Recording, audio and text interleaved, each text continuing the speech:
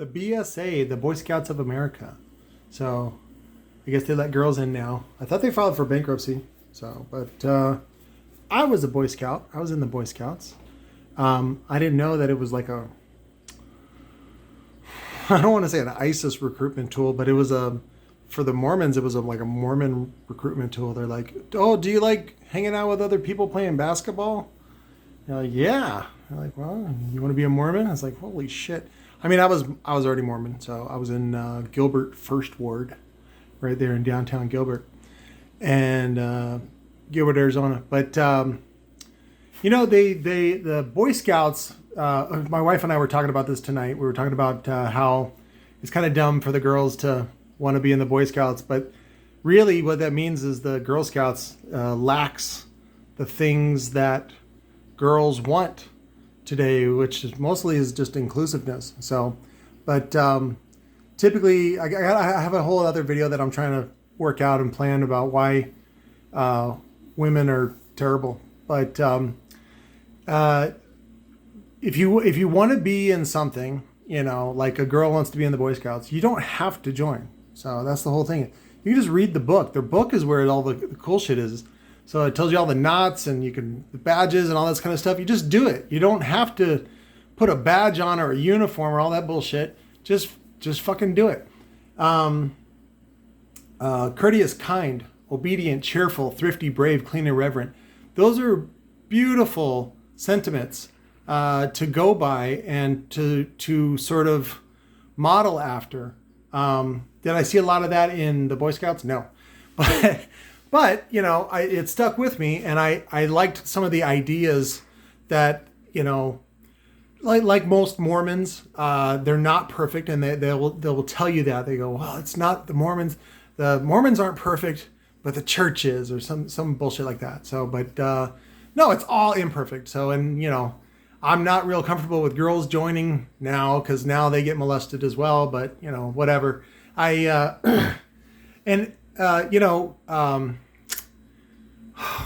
the kids say? Trigger warning. That's the dumbest thing. Trigger warning.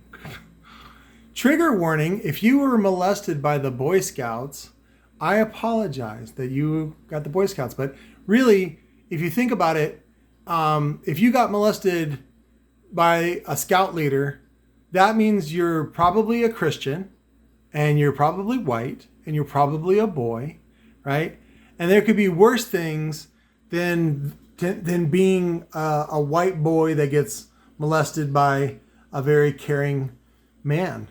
And you could be black, right? That's terrible, right? You could be a black kid that's poor, right?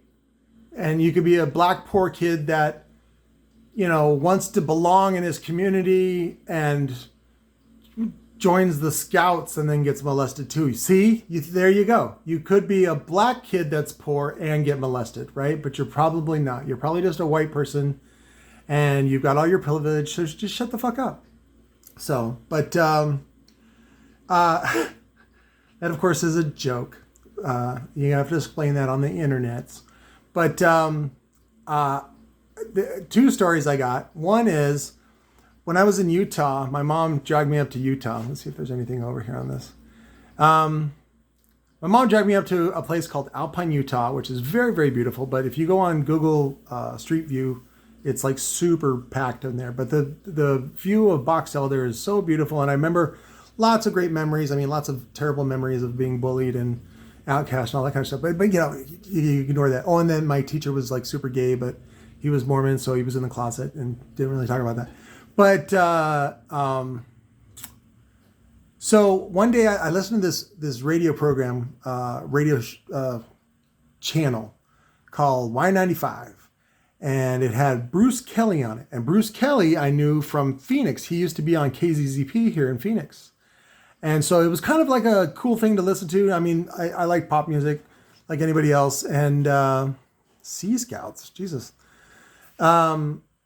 I like pop music, and I would listen to the radio. And this one morning, I think it was Bruce in the morning, but they did like a call-in thing, and if you're the ninth caller or something like that, you get like $100.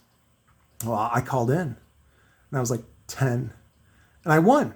I won $100. It was fucking great. Or was it? No, $50. Sorry. I won 50. This is like 86, 85. So that was big money, I guess. But anyways, so I won $50 on the radio, and that was like fucking rad. But I was late for school, and my mom kind of yelled at me. And then I think to kind of punish me, I got the $50 check in the mail. Thanks, Bruce Kelly. And my mom took me down to buy Scout pants for $50 fucking dollars. Well, guess what cost $50? Scout pants, or $40. It was like, I only had like $7 left over. And then I went to this weird jamboree with these strange scouts that I didn't know. And I had to wear my pants, and they were hot and they were itchy and they were like super polyester, fire hazard. And that's my terrible story about the scouts. And then I had a really good experience with the scouts. And that was later when I got back with my friends in like 6th grade. It was like 6th grade. I think it was spring of 6th grade. Cub Scouts. Find scouting near you. So sometimes we would go on campouts, and there was a jamboree, which is like where I guess, I don't know if it was the whole East Valley, but I think it was pretty, I remember it being pretty big. So, but we went out to Fort Huachuca, which is a army base out in the middle, basically in the middle of nowhere. It's like in eastern Arizona, southeast. But so we get there, and there's really kind of, we start training to do some of the tasks that they have set up for us. They have like contests where you're like, you got to build a fire the quickest, and then it has to burn a string, and that's how you can time it that way, and all kinds of shit like that. And and then we brought our dinners that you wrap them in foil, and then you put them on the fire, and whatever. So. But it was funny. We were there probably about an hour, and then all of a sudden, my friend, his dad was like, he was like a really good bishop. He was a really cool guy. I didn't realize, how cool he was, but he was kind of lax as far as a Mormon bishop goes. And as for those that don't know, in the Mormon faith, they use laymen as the bishop, the leader of the local church, the local branch, and they'll just, come and tap you on the shoulder, and they go, "Hey, you want to be bishop?" And you're like, "Okay." Usually you got to go through the ranks, like second counselor, first counselor, and then they go, "All right, you're cool. We kind of did a background check." Not really. And then you can be bishop. So anyways, I was friends. My best friend was John Jones, and he had an older brother named Jared Jones, was kind of a dick to us, kind of a jerk. But an hour into being out in Fort Huachuca, they go, "Dude, we found some dirty magazines." I was like, "What? What?" And so for what? We're 11.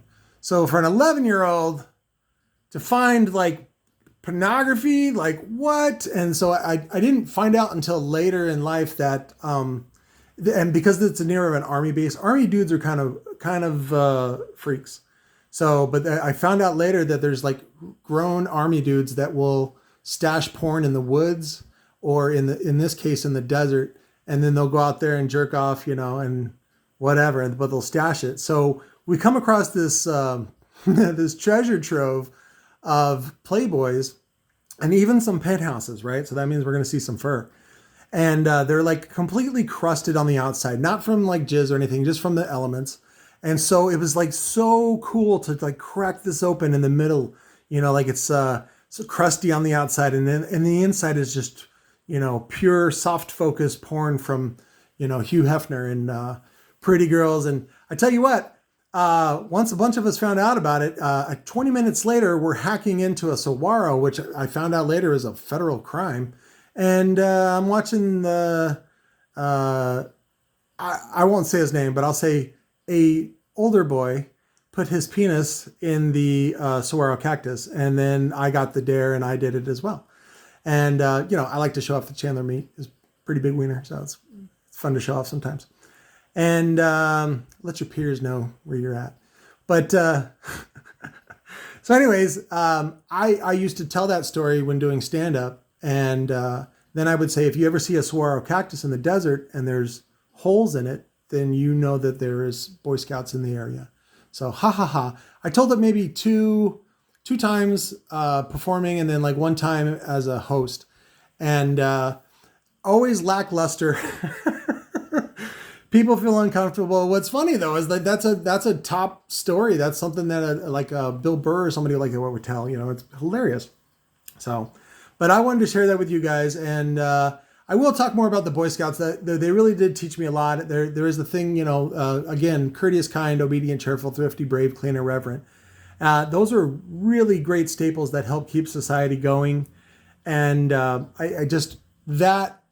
Juxtaposed to my personal experiences with Mormon kids, and oh, by the way, Andy Adams, I told you, was my neighbor across the street, and I don't do it anymore, but I would use his name as a screen name whenever I get on like a back in the old timey days of a bulletin board.